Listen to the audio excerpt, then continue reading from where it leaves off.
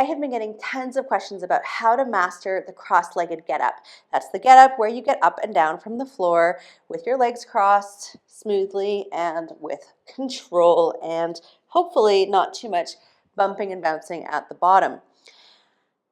This is a movement that got really popularized by, I believe, a study out of Brazil where they said that your ability to get up and down from the ground without using your hands correlates to your life expectancy. I don't think that means that if you can do a cross-legged get-up, you're going to live for longer. It's too much of a correlation. It's not a causation. And I don't think the correlation comes from the cross-legged get-up. I think it comes from getting down to the floor and up from the floor and having hip mobility and strength and smoothness and control. So don't overdo your need to do the cross-legged get-up. But should you wish to do it, this is what I would be thinking about as your progression steps. So number one is you want to have a hip hinge. Your hip hinge is a movement where you're able to keep your upper body stable and lift your tailbone up and bending only at your hip joints to come forward and then back up. This is a really foundational movement. I teach it and talk about it a lot. Most people use a lot of spine in their hip hinge, and that's fine. It's just you need to be able to use your hips. And so practicing the hip hinge on a wall is a great place to start. You want to take your feet a little bit away from the wall, put your butt on the wall, get your hands all over yourself. You want to feel your upper body and trying to keep it as still as possible. You want to really channel Barbie here.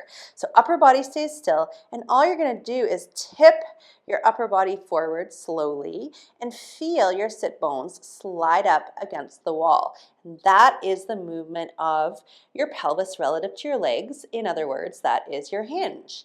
And you can do that a few times and do your best to keep your upper body nice and stable and your lower body nice and stable and just be moving from that Barbie hip joint and start to get the hang of that.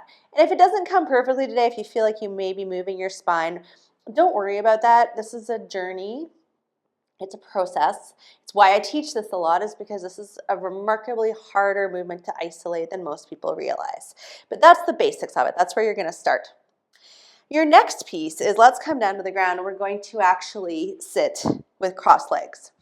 This may already be a tough position for your body, in which case I would recommend getting some stuff. So the stuff that you might want could be a yoga block, it could be a yoga bolster, it could be higher, it could be a stool. Get something to sit on that makes it more comfortable for your body. And if this is still not great, if it hurts your knees, you can try putting something under your knees for a little support. So find something that makes this feel good for you and work from that place, okay?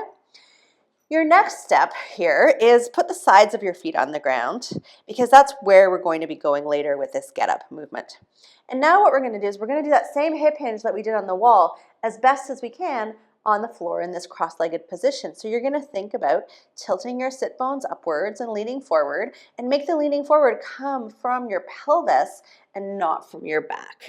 So you want to roll your sit bones forward, your tailbone lifts up, happy puppy dog style, and it's coming by rocking your pelvis back and forth. And you can try a couple rocks and just kind of get loosened up there around your hips.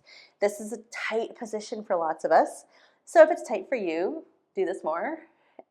And don't worry about it. This is a process, right? Movement is a journey.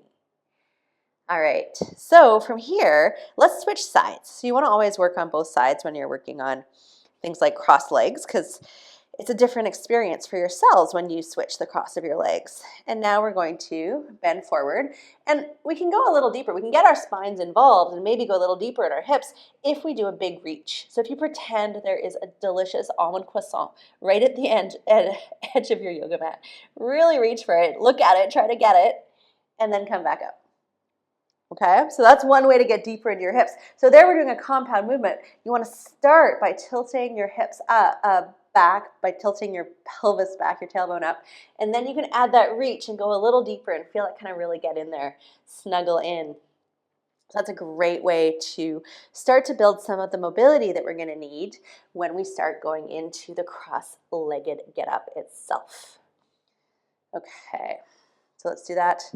Changing the cross of your legs again, a few reaches on the other side. This is such a nice way to get into your hips. And again, you can change your bolstering on the ground here. You could do it completely flat on the ground, You could do it higher. You could do it with something under your sore knee. Whatever makes this work for you. And that can be the piece of the get up that you're working on right now. That's a super legitimate option. Let's now think about this from the top down. So there's an exercise called the curtsy lunge, which starts to get into the side hips, which is really what we're going to be relying on as a large part of this get up movement. And to do a curtsy lunge, what you're going to do is you're going to stand and put all of your weight on your left leg. You're going to then reach your right leg back and behind you. It doesn't have to be big. Try not to lean forward too far, but bend your front knee as much as feels good to you. So I'm going to go down to about parallel to the ground, and then I'm going to come up. So this is a lot of side butt, and side butt is what we want for the get up. Weight on your right leg, reach behind. Try not to step on your stuff. And then you're going to curtsy down. So it's kind of a lungy, squatty kind of movement. Your knee can come forward. Your knee can stay in line with your heel. Do what feels better for you. Do a couple pulses. Let's go back to the other side. We're going to do about 10 of these. So going to the side. It's a nice cross behind you. Keep your upper body fairly upright. See if you can go down to about parallel. Come up slowly and with control. Now, if that's too deep for your body right now, who cares? Just do it smaller. So you find the place that works for you. Sorry, my left ankle's a little upset with me right now, so I'm a little wobbly. So this is good stuff for me to be doing because, you know, you can, what's the right word? You can find yourself going back and forth with movement. You don't have it forever and just keep it. You've got to re-explore it regularly. And sometimes you find you need to peel away a few layers. Up and down, switching sides.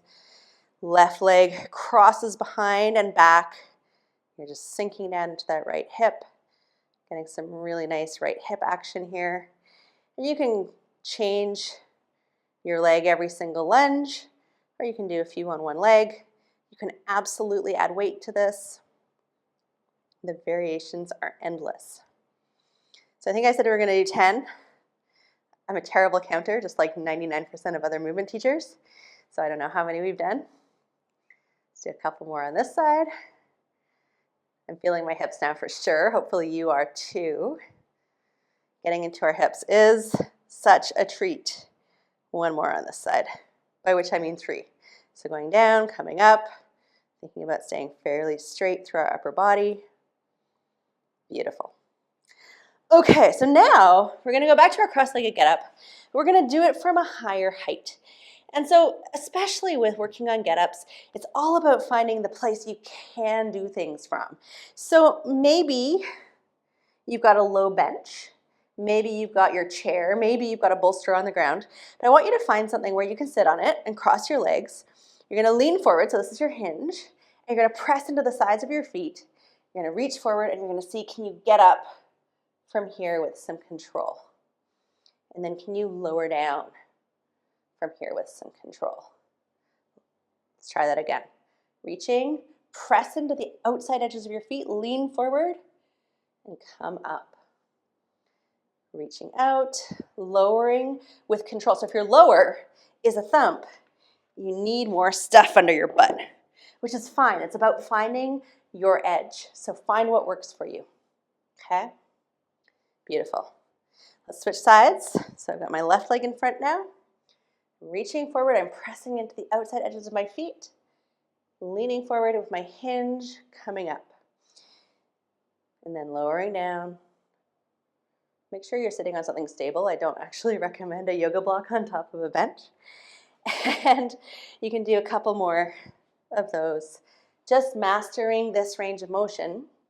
And if it's easy for you, make your object lower. So then that's when you take it a little lower and you can just progress it.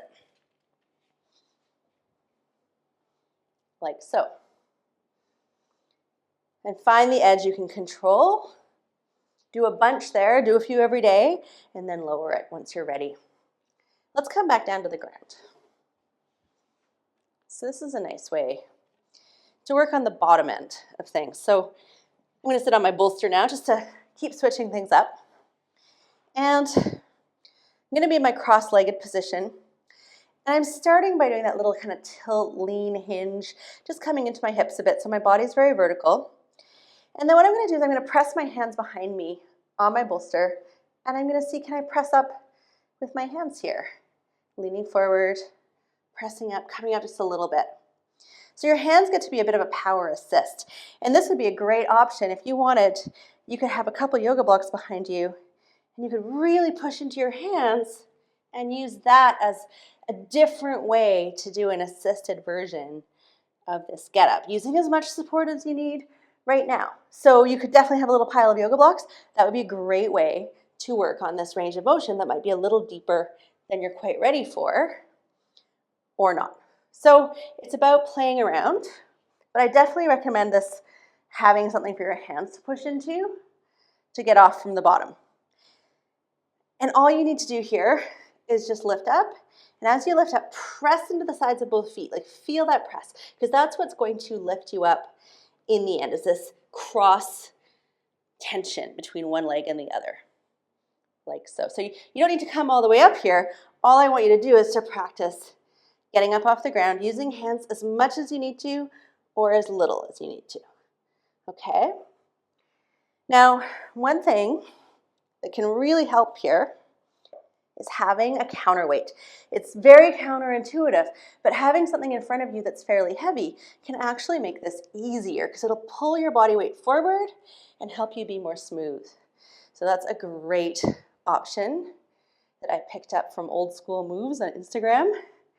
Super good for helping the cross-legged get up, get a little bit smoother. So have your 5-kilogram bag of flour around. It doesn't have to be anything special, and you can try that as an additional option.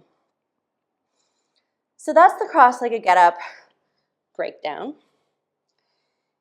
If you would like to experience it in one more way, I don't have a good way to demonstrate in the studio, but you can also do this the same way you would do your kitchen sink squat, where you're holding something in front of you, and then you're lowering yourself down using the thing that you're holding in front of you as your support.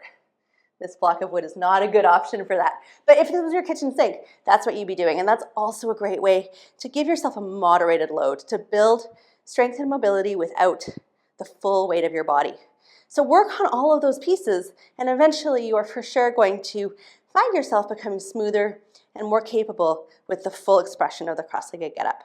Okay, I hope you enjoyed that and you found some pathways forward for working on your cross-legged get up.